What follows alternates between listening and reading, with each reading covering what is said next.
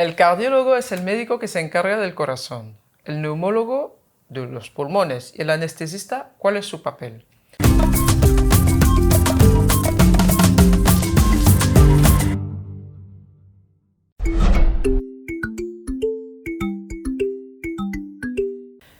Soy la doctora Ngayam, médico anestesista y responsable de la empresa Domain Medical en Barcelona.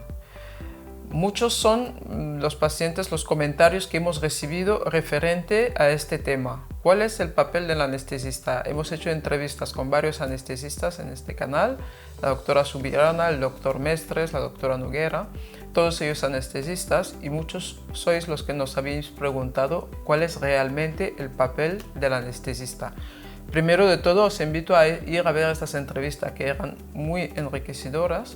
Y hoy pues, nos acompaña un anestesista que nos explicará paso a paso cómo un médico se convierte en anestesista y cuál es su papel. Bienvenido, gracias doctora, y sobre todo les agradecemos mucho el esfuerzo que ha hecho para poder estar aquí hoy con nosotros. Para los que no te conocen, ¿te podrías presentar? Primero de todo, muchas gracias por la invitación. De nada. Soy Alba Benito, soy médico anestesista y trabajo en un hospital público de la provincia de Barcelona. Vale, muy bien. ¿Y cuál es la formación que uno tiene que hacer para convertirse en anestesista? Pues una vez acabas el bachillerato, haces un examen de selectividad, escoges la carrera de medicina. Entonces aquí en España la carrera dura 6 años y después de estos 6 años haces un examen que es el MIR, que es como si fuese una oposición a nivel estatal, que con esto vas a obtener un número y con este número te va a poder permitir qué hospital quieres ir y qué especialidad hacer. Entonces una vez tienes tu plaza, lo que depende de la especialidad, en anestesia son 4 años, estás 4 años formándote y una vez terminas tienes tu título de especialista. Vale. No, muy importante hacer este inciso porque muchas personas a veces piensan que los anestesistas no son médicos, o sea que antes de ser anestesista hay que hacer la carrera de medicina.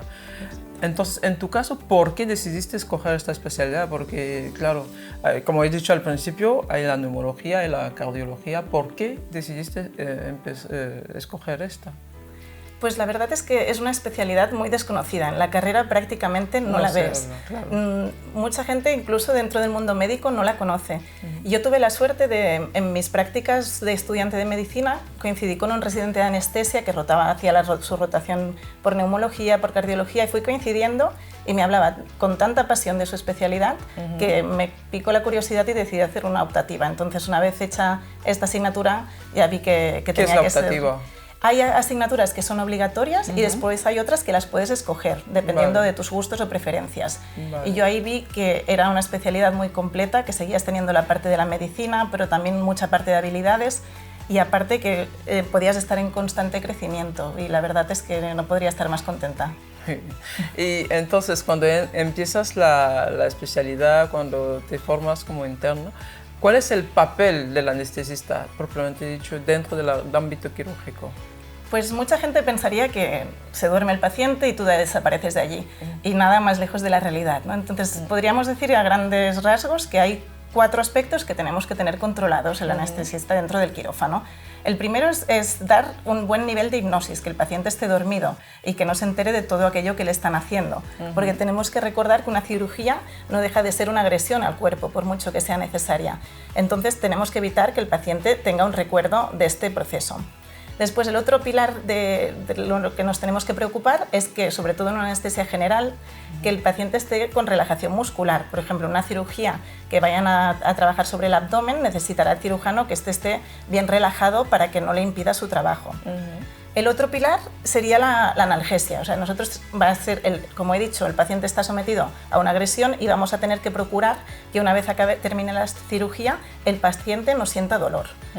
Y por último, que yo creo que es como el que lo engloba todo, es que somos los que vigilamos que el paciente tenga su hemodinámica, que eso quiere decir su tensión, su frecuencia cardíaca, se mantenga dentro de la normalidad. Entonces pensamos que si nos damos un golpe y nos hacemos daño, pues igual se nos acelera el corazón. Esto en la cirugía se lleva pues mucho más, es más intenso, entonces tenemos que evitar que todas las constantes del cuerpo se descompensen.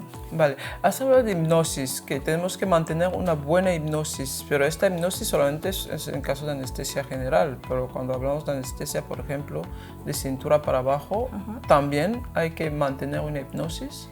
Esto va a depender de cada caso y de cada paciente. Es verdad que muchas veces cuando hacemos anestesia regional, que se dice esta de cintura para abajo, también ponemos algo de sedación para que el paciente esté más confortable, para que no esté pendiente de todo lo que pasa en el quirófano y pueda estar más tranquilo y le pase mejor la cirugía.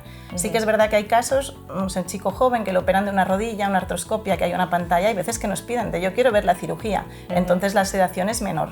Ahí depende un poquito del estado en que se encuentra el paciente. Vale, eso viene un poco a contestar también la pregunta que te iba a hacer ahora. ¿Cómo se escoge el tipo de anestesia que se va a hacer a un paciente u otro? ¿O depende de qué depende? ¿De que hagas este tipo de anestesia general o anestesia de cintura para abajo en este caso? Pues va a depender un poco del tipo de cirugía que quieran hacer, del tipo de paciente, la patología que tenga él, las enfermedades que tenga ya de casa, y también podríamos decir que un poco de la preferencia de cada anestesista. Sí que es verdad que hay ciertas cirugías que solo se van a poder hacer con un tipo. Por ejemplo, no sé, si te tienen que operar del cerebro, pues va a ser con anestesia general. En cambio, un pie puede tener variedad, dependiendo de todas estas cosas que te he comentado. Ah, vale. Pero cuando el paciente va a ver al anestesista en la consulta y hace su consulta preoperatoria, le da las pautas y le dice, te vamos a dar este tipo de anestesia, esta decisión, porque claro, el paciente firma el consentimiento, esta decisión después puede cambiar cuando llegue el paciente al área quirúrgica. Sí, sí que es verdad que hay ciertas cirugías, como que te he dicho, que siempre va a ser el mismo tipo de anestesia, pero hay otras que hay varios factores que nos van a influir.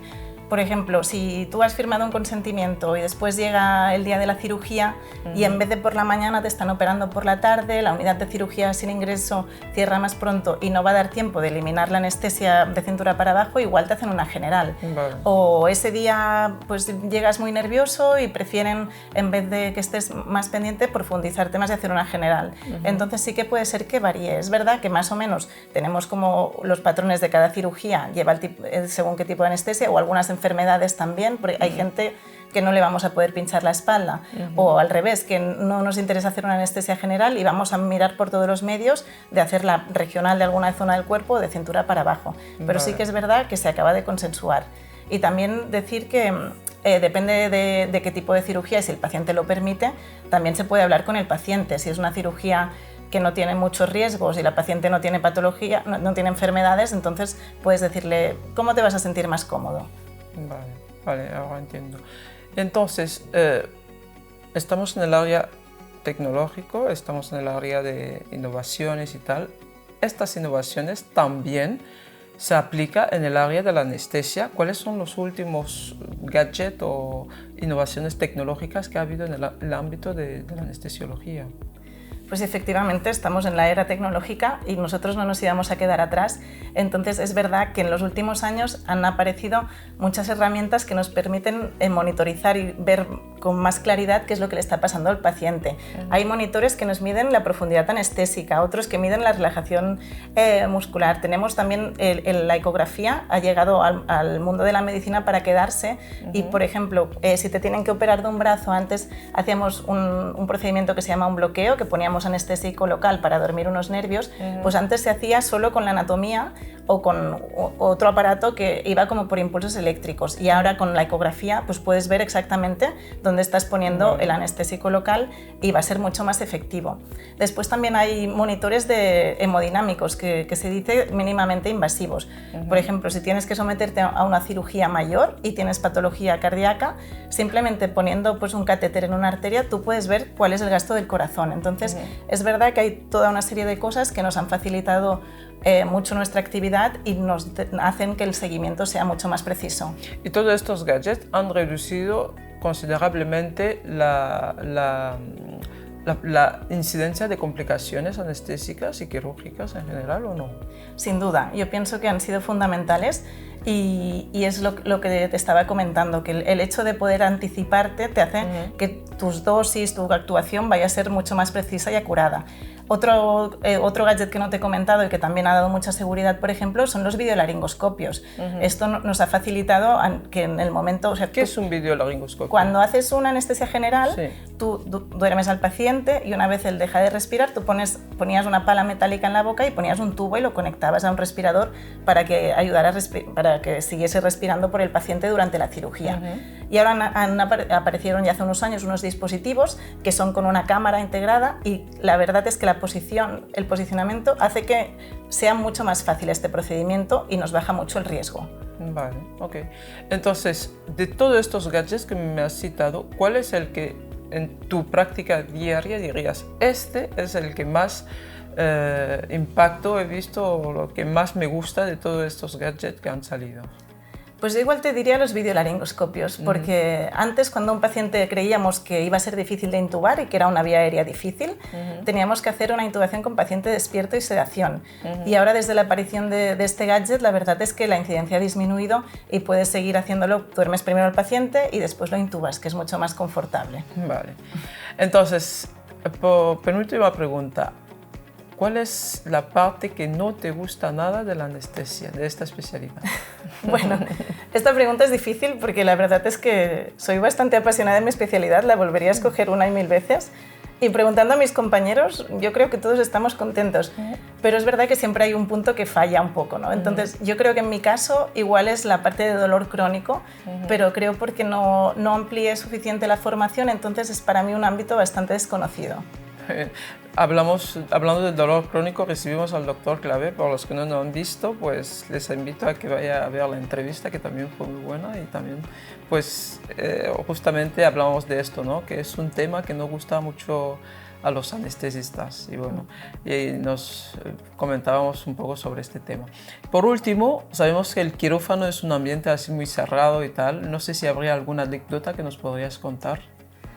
Bueno, hay muchas, pero así en frío cuesta que vengan. No sé, igual se me ocurre, una vez había un chico que había tenía un bebé de 1 año o así, llevaba noches sin dormir y en el momento le hice una anestesia general, no recuerdo bien el tipo de cirugía, y en el momento de despertar yo le decía, ya estás operado, ya abre la boca que saquemos el tubo, ya puedes respirar. Y me iba apartando, me iba diciendo, una vez ya extubada me decía, ay, déjame. Y de repente abrió los ojos, me vio vestida de verde y dijo, ay, que me pensaba que eras mi mujer y le pasaba algo a la niña porque llevo muchos días sin dormir. Ahora, pero...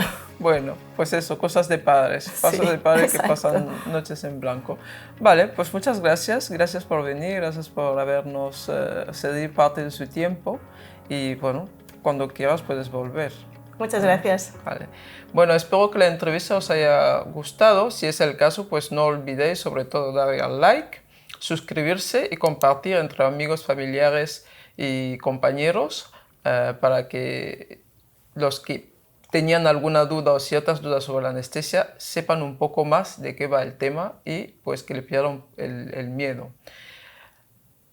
Sobre todo, portaos bien. Otra vez, j'ai bugué encore.